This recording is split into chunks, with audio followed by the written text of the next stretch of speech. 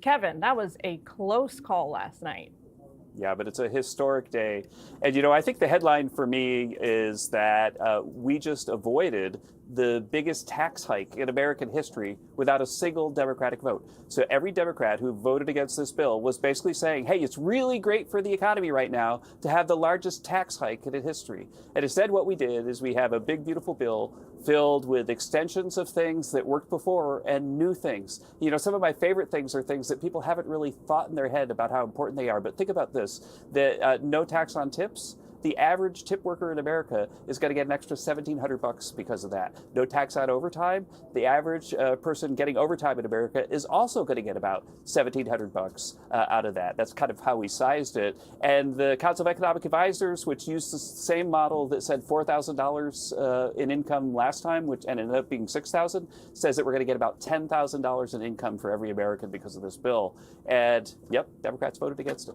Well, so, everyone. Not a single vote. But the Democrats do say that the legislation is a ticking time bomb of debt. Take a listen to Senator Schumer last night. 14 million Americans are in danger of losing their health insurance.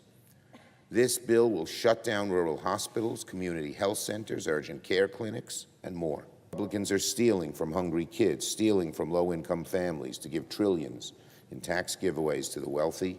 This is not beautiful. It's ugly. It's revolting. So how much is that $1,700 a year in savings going to count for lower income Americans when, as the senator says, public services are going to be slashed? Public services are not going to be slashed. That's ridiculous. This is a senator who didn't think at all about the deficit while we increased deficit spending by $2 trillion a year.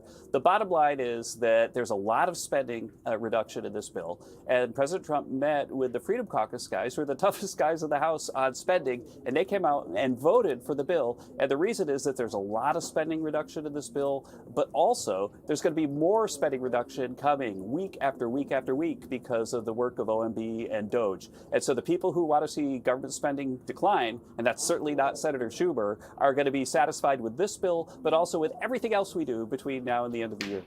So some Republicans in the House last night said that the Freedom Caucus holdouts were reckless. What do you say? I think that in the legislative process, one of the things you do is you see that people pose that they're going to vote against in order to get something that they like right up to the last minute. But I always believe the Freedom Caucus people would understand that they didn't want to support the biggest tax hike in history.